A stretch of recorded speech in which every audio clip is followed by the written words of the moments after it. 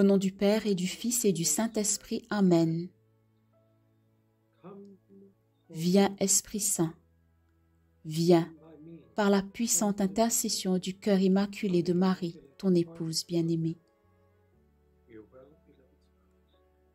Notre Père qui es aux cieux, que ton nom soit sanctifié, que ton règne vienne, que ta volonté soit faite sur la terre comme au ciel. Donne-nous aujourd'hui notre pain de ce jour. Pardonne-nous nos offenses, comme nous pardonnons aussi à ceux qui nous ont offensés. Et ne nous laisse pas succomber à la tentation, mais délivre-nous du mal. Amen. Au nom du Père et du Fils et du Saint-Esprit. Amen. Très bien.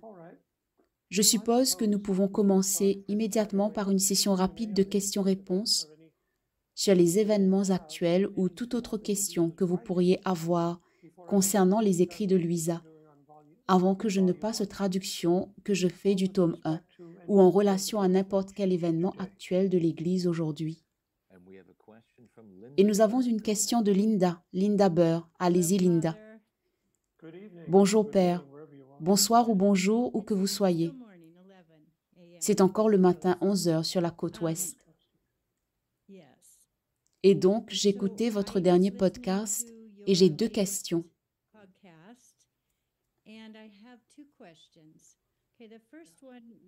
La première concerne le fait de ne pas recevoir la communion quand on le pourrait. Et pendant la COVID, il ne nous permettait pas de recevoir la communion sur la langue. Donc pendant un certain temps, je n'ai pas communié. Je me rendais à la messe, mais je ne recevais pas la communion. Est-ce que c'est quelque chose que je dois confesser? Non. Jusqu'à présent, tant que ce n'est pas le dimanche. Tant que ce n'est pas le dimanche. Il y en a eu un le dimanche, donc probablement qu'il y en a eu plusieurs. D'accord, donc pour m'assurer que je comprends bien avant de répondre à la question, pendant la COVID, vous n'étiez pas autorisé à recevoir sur la langue, mais vous étiez toujours autorisé à recevoir. C'est ça. Et un dimanche, vous n'y êtes pas allé. Non, j'y allais toujours. C'est juste que je croisais simplement les bras et demandais une bénédiction au lieu de recevoir. Ah, pour éviter de recevoir dans la main. Oui, c'est ça. D'accord, je dirai cela. Et je pense que Jésus le dirait aussi, car j'ai lu suffisamment de réponses de Jésus à Louisa quand elle ne le recevait pas. À l'époque, il n'avait pas l'option de la communion dans la main, mais Faustine l'a reçue dans la main une fois, et Jésus en était ravi. Le saviez-vous?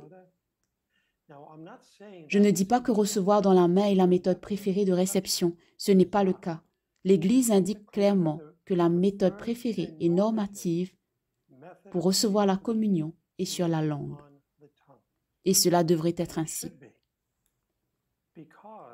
Parce que même si dans l'Église occidentale, contrairement à l'Église orientale, l'hostie est très compacte, il est difficile que des miettes tombent dans votre main. Cela ne se produira probablement jamais à moins que vous ne le heurtiez vraiment contre quelque chose. Alors un peu de poussière ou des miettes d'une hostie pourraient en effet en tomber. Mais en Orient, c'est très friable. Et c'est sous la forme d'un cube et très perforé. Donc si vous le tenez, des miettes peuvent en effet tomber dans votre main. Donc, cela dit, la méthode préférée est et sera toujours sur la langue, car c'est Dieu. Nous ne sommes pas Dieu. Nous ne sommes pas à son niveau et nous ne devrions pas essayer de nous mettre à son niveau. Donc recevoir sur la langue démontre que je ne suis pas digne de le toucher, car il est sacré et c'est une bonne chose. Mais d'un autre côté, il veut que nous le touchions, pas seulement, mais que nous le consommions. Il veut entrer en nous et devenir partie intégrante de nous. Mais nous devons l'approcher de manière à ce que cette révérence et cette sacralité soient manifestées, non seulement pour lui, mais aussi pour tous ceux qui nous regardent autour. Nous devons être un exemple de cette révérence. Et le pape Jean-Paul II, dans une lettre aux évêques intitulée Dominique Cane,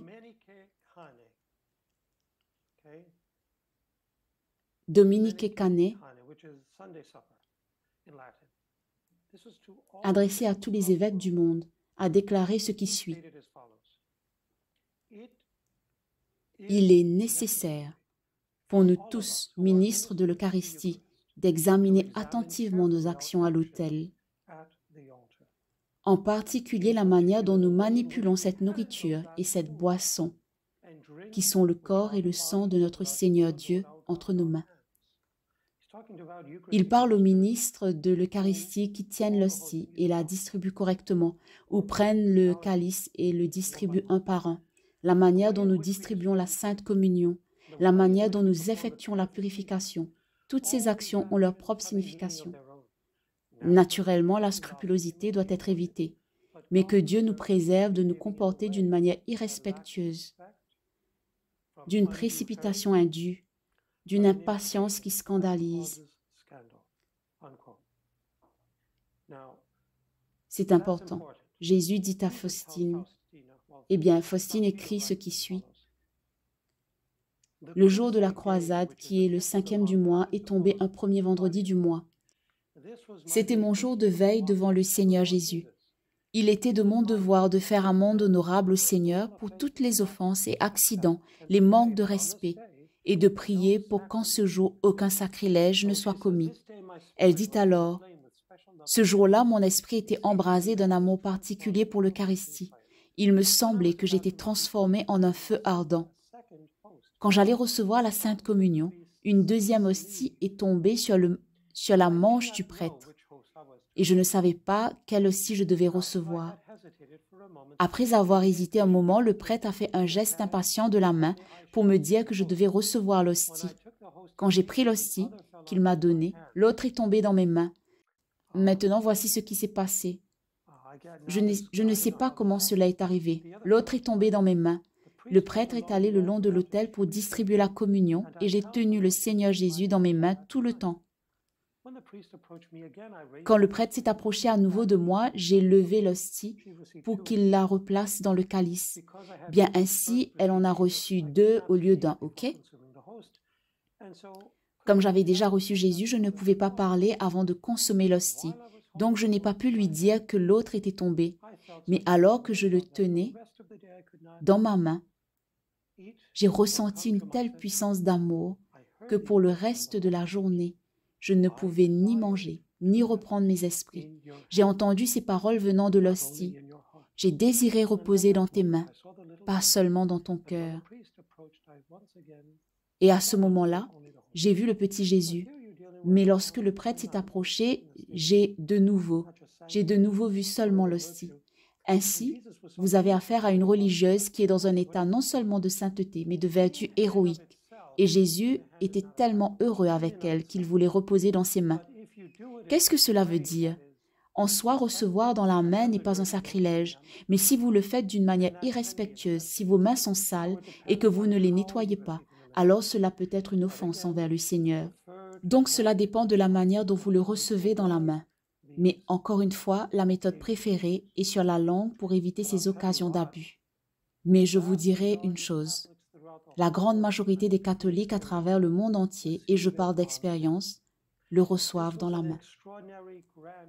C'était une concession extraordinaire du Saint-Siège à l'épiscopat américain. Bien qu'en 1977, le pape ait accordé une indulgence au diocèse des États-Unis pour permettre la communion dans la main. Le nombre de rites catholiques de diocèses et de pays ayant reçu cette indulgence est limité. Peu en bénéficient, mais pourtant la pratique se répand. Donc voilà, j'espère que cela répond principalement à votre question. Eh bien, dois-je confesser que je ne l'ai pas reçu alors que j'aurais pu le faire? Eh bien, ici le Seigneur regarde votre intention. C'est là que le péché commence, avec l'intention. Mon intention était de ne pas l'offenser. Alors c'est bon parce que Jésus dit aussi à Sainte Faustine, et elle dit, « Si vous avez l'intention de plaire au Seigneur et que vous réalisez après avoir fait quelque chose que c'était mal, que cela ne correspondait pas objectivement à la volonté de Dieu, mais que vous aviez l'intention de faire la volonté de Dieu, Dieu en sera satisfait, comme si vous aviez fait sa volonté, car il voit d'abord votre intention, puis votre action, dans cet ordre. Donc, si votre intention n'était pas de l'offenser et que vous pensiez que le prendre dans votre main, même avec respect, n'était pas permis, ce qui n'est pas le cas, ce n'est pas un péché. Mais Faustine dit, en ce qui concerne l'intention, que chaque fois que vous avez l'intention de faire la volonté de Dieu, vous avez 3 obligations. Avant d'agir, vous devez informer votre conscience de ce que l'Église enseigne. Vous ne pouvez pas simplement dire « ma conscience me dit ceci ». Ce n'est pas suffisant. Parce que pour une personne, Dieu est une pomme, pour une autre, Dieu est Jésus-Christ. Ils doivent s'informer de ce que l'Église nous demande d'observer. Et deuxièmement, nous devons chercher conseil. Elle dit, informez votre conscience, cherchez conseil, puis suivez votre intention après avoir fait vos recherches. Et c'est tout ce que Dieu nous demande. Merci pour votre honnêteté et de l'avoir partagé avec tous. Terry, c'est à vous. Terry. Oui, Père. Pourriez-vous, s'il vous plaît, expliquer la bilocation dans la divine volonté? Oui, il s'agit d'une question de spiritualité et non de corporalité. C'est une chose spirituelle, pas physique. Marie à Fatima, elle apparaît sous la forme d'une sphère de lumière. Il voit cette sphère arriver, puis la Vierge Marie apparaît, et ensuite elle disparaît. Où est-elle allée? C'est la bilocation. Maintenant, c'est la bilocation physique. Nous ne pouvons pas le faire et il ne nous est pas demandé de le faire. Il s'agit d'une pratique spirituelle que Adam et Ève exerçaient au Jardin d'Éden lorsqu'ils faisaient leur ronde dans la création. Cela se produit lorsque l'âme, avec ses 2 facultés, l'intellect et la volonté, s'engage à remercier, aimer, louer et faire réparation ou satisfaction à Dieu à travers tous les éléments et d'autres êtres rationnels. Ainsi, Louisa faisait ses rondes comme suit. Je me fonds dans la divine volonté. Le premier acte est la fusion, pas la confusion, que le concile de Nicée a condamné. Fusion. Je me fonds dans la divine volonté. Je permets à Dieu le Père de couler dans ma volonté et dans mes battements de cœur, au soleil de couler dans ma vie, mon sang et mes pensées, à l'esprit de couler dans mon souffle et dans ma mémoire. Avec le psychosomatique, le corps et l'âme présents au moment où vous vous fusionnez dans la divine volonté, qui est la Trinité, une volonté, une nature. Dieu commence à penser en vous, à vouloir en vous, à se souvenir en vous, à travers votre volonté, intelligence et dans votre mémoire. Ensuite, vous traversez la création. Je place mon « je t'aime »,« je t'adore »,« je te bénis » ô Dieu, en engageant votre volonté, votre intellect et votre mémoire. Thomas appelle cela l'intellect passif inactif, ainsi l'intellect et la volonté. Vous engagez ces facultés en louant, aimant, adorant, remerciant, réparant ou satisfaisant à Dieu à travers toutes les pensées humaines mal faites, tous les pas humains mal dirigés, toutes les intentions humaines mal formées, et vous dites « Je te donne la bonne intention, je te donne la bonne pensée, je te donne la bonne direction, mais pas pour les réparer, pour ceux mal faits, et pour te donner la gloire qu'ils auraient dû te donner, mais qu'ils ne t'ont pas donnée. » Votre âme en ce moment, à travers cet acte de fusion, engage la volonté qui est le désir et l'intellect qui est droit et intentionnel en assimilant vos pensées, vos paroles, et pas avec ceux de toutes les autres créatures passées, présentes et futures, en un seul moment. C'est un acte de bilocation. Votre âme est dans votre corps, mais en même temps présente en quelqu'un il y a 1000 ans, il y a 2000 ans, dans le présent, dans 2000 ans, dans le futur. Peut-être que cela ne durera pas aussi longtemps, le monde du moins. Nous, avant le jugement dernier, peut-être dans 1000 ans, peu importe. Le point est que votre âme peut se multilocaliser, pas seulement se bilocaliser. Bilocaliser signifie être à 2 endroits à la fois. Votre âme peut être à plusieurs endroits à la fois tout en restant dans le corps.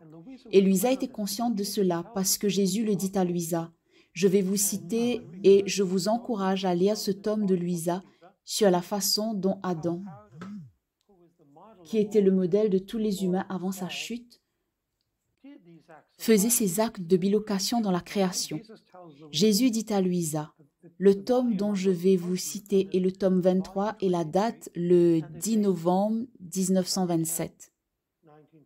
Jésus révèle, « Il n'aurait pas été un vrai roi s'il n'avait pas connu chacun de ses royaumes et s'il n'avait pas eu le droit de placer ses actes dans toutes les choses que nous avions créées. »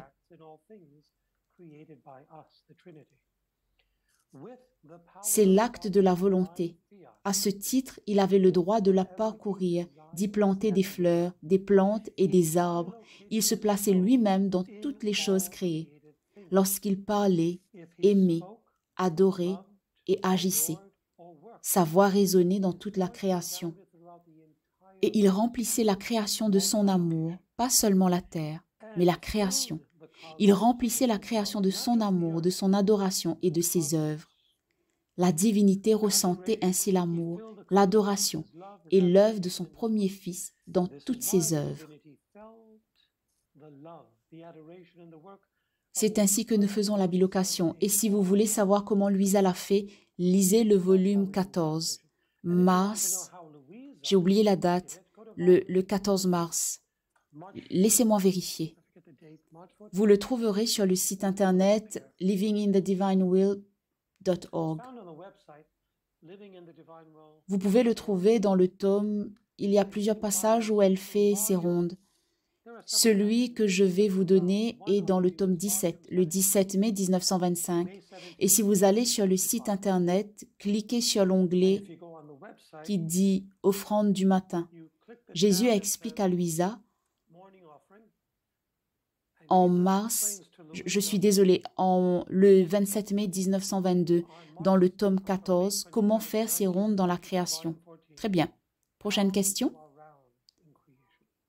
Et Père, je pense que nous avons le temps pour une dernière question. Celle-ci vient de Avisa. Quel que soit votre nom, veuillez vous présenter, c'est à vous.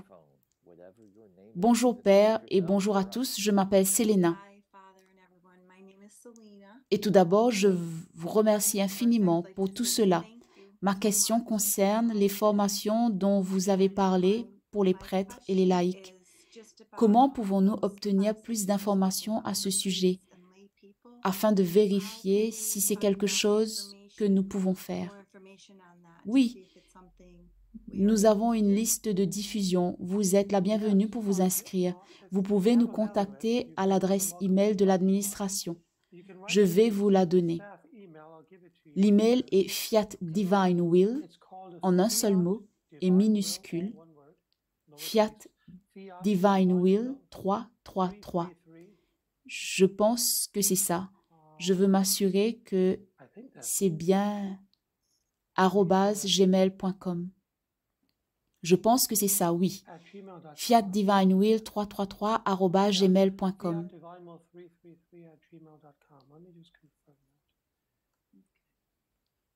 Et si vous êtes sur la liste de diffusion de Divine Will Era, vous êtes également sur cette liste de diffusion.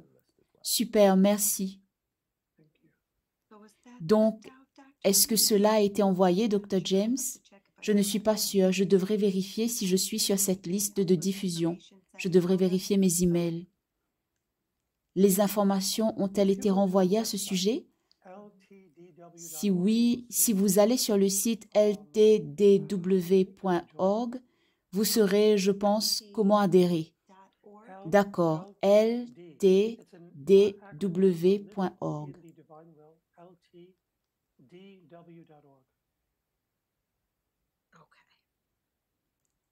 Merci, je vous en prie. Souhaitez-vous reprendre une dernière question, Père? Oui, une dernière. D'accord, une dernière question. Déborah, c'est à vous. Déborah, ton micro est en mode silencieux. Veuillez désactiver le mode silence. Quand nous faisons les rondes des âmes de Louisa, j'ai fait les 24 rondes, c'est ce que nous faisons. Nous bilocalisons avec elle tout au long de la vie de Jésus, Marie, c'est ça? Oui, c'est ça. Nous faisons cela, nous faisons les rondes, exactement, comme les heures de la Passion. Oui, nous le refaisons. Nous le revivons. Nous ne refaisons pas. Parce qu'ils n'ont pas besoin d'être faits. Ils ont tout fait parfaitement. Nous revivons les vies de Jésus et Marie. Mais nous nous diffusons également dans toutes les créatures irrationnelles. Pourquoi? Parce qu'ils n'ont pas de voix. Nous sommes la voix du soleil, de la lune, des étoiles, et ils ont une âme. Les créatures irrationnelles ont une âme. La plupart des gens ne réalisent pas cela. Les plantes ont une âme, les animaux ont une âme. Le soleil a une âme. Tout ce qui est animé a une âme. Le mot en latin pour âme est anima. C'est de là que vient le mot animation. Et ils nous attendent pour accroître leur gloire en étant leur voix de louange envers Dieu. Mais nous accroissons aussi la gloire accidentelle de toutes les créatures rationnelles, tous les humains, tous les anges, tous les saints, en unissant nos actes aux leurs. Magnifique, très bien, merci. Bien, pour ces 5 dernières minutes, je pense que je vais aborder quelques-unes des traductions que j'ai faites dans le tome 1, que je suis en train de faire. Je travaille dessus en marge de mes responsabilités pastorales. Je vais vous traduire l'extrait, le dernier passage, pardon. Je vais vous lire la traduction en plein milieu du tome 1. Puisque nous avons parlé de la communion au début de ce cours, Louisa déclare « Je me souviens qu'un matin après la communion, le Seigneur m'a dit et m'a enseigné que les iniquités commises sont si nombreuses que le bras de ma justice est sur le point de frapper. Sachez que je vais déverser de l'eau fléau sur l'humanité, en particulier une guerre des plus féroces, au cours de laquelle je permettrai de grandes pertes humaines. » Ah oui, a-t-il continué, presque en pleurant. J'ai donné aux humains des corps pour qu'ils deviennent comme de nombreux sanctuaires où je pourrais résider et y trouver délices.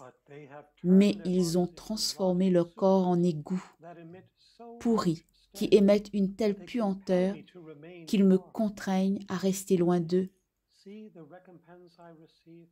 Voyez la récompense que j'ai reçue pour tant d'amour et pour les nombreux maux que j'ai endurés pour leur bien.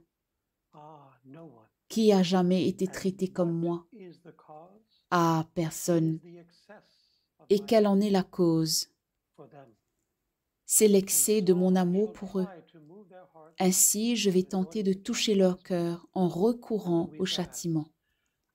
Et lui ajoute, « Mon cœur se brisait de douleur pour les offenses que commettaient les âmes contre Jésus. Elles étaient si nombreuses qu'il semblait, en cherchant à les éviter, chercher refuge en moi, comme pour se cacher. J'ai aussi ressenti beaucoup de tristesse à cause des âmes qui devaient être châtiées. Il semblait que même si c'était moi qui devais souffrir et non elles, il m'aurait été insupportable de subir tous ces châtiments moi-même plutôt que de voir les âmes souffrir. J'ai essayé de m'unir autant que possible à lui dans sa passion. De tout mon cœur, j'ai dit, « Ô Saint-Époux, retiens les fléaux que ta justice s'apprête à déchaîner. Si la multitude des iniquités de l'humanité est grande, il y a l'immense mer de ton précieux sang dans laquelle tu peux les immerger. Ainsi, ta justice sera satisfaite. Et si tu n'as personne en qui trouver ton délice, entre en moi. Je te donne tout mon cœur pour que tu y trouves quelque repos et délice. Il est vrai que je suis aussi un amas de vices, mais tu peux me purifier et faire de moi ce que tu désires. Mais je t'en prie, que ta justice soit apaisée si le sacrifice de ma vie est nécessaire. Bien que, ô, comme je souffrirai volontiers et te l'offrirai pour que je puisse voir tes propres images épargnées. Alors le Seigneur m'interrompt et ajoute, « C'est précisément ici que je te voulais. Si tu t'offres à moi pour endurer la souffrance, non pas comme tu l'as fait jusqu'à présent, mais continuellement, c'est-à-dire chaque jour et pendant une période déterminée, je vais épargner l'humanité. Voici comment je procéderai. Je te placerai, Louisa, entre ma justice et les iniquités commises par les âmes, de sorte que lorsque ma justice contemplera ces iniquités pleines à ras-bord, au point de ne plus pouvoir les contenir, et sera contrainte d'envoyer des foudres de fléau pour châtier les âmes, En te trouvant au milieu, ma justice, au lieu de les frapper, te frappera, Louisa. Ce n'est que de cette manière que je pourrai te plaire et épargner l'humanité, et non autrement. Et Louisa, je suis restée absolument sans voix. Je ne savais pas quoi dire.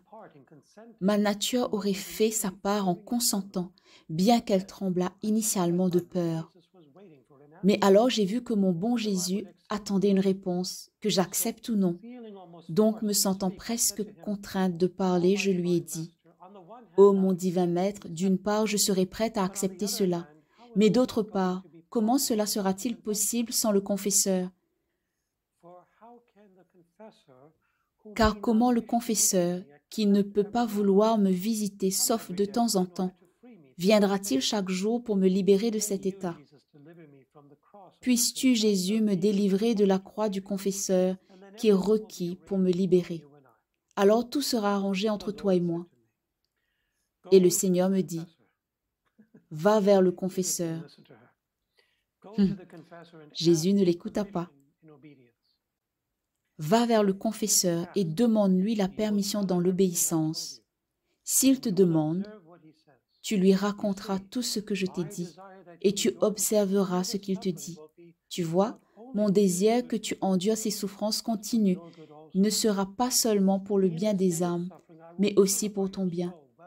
Dans l'état de souffrance, je purifierai ton âme. Eh bien, en effet, de manière à te disposer à établir en moi un mariage mystique. Après cela, je réaliserai en toi la dernière transformation, de sorte que nous deviendrons comme deux bougies qui, placées sur le feu, se transforment l'une dans l'autre et ne font plus qu'une. Par ce moyen, je me transformerai en toi et tu demeureras crucifié avec moi. Ne seriez-vous pas heureux de pouvoir dire que le marié est crucifié, mais aussi que la mariée est crucifiée avec lui? Ah oui, rien ne me rend différent de lui. Voilà, c'est tout. J'arrive à la fin du temps. C'est un petit passage que j'ai traduit sur la grandeur de Louisa. Elle a pris sur elle beaucoup de choses dont nous récoltons les bienfaits et nous ne le savons pas. Elle était vraiment une médiatrice entre Dieu et l'homme, entre la justice de Dieu et ses châtiments. Je vous demande donc à tous de réactiver vos micros avant de vous donner la bénédiction finale, de dire au revoir. Merci à tous d'avoir rejoint cette session.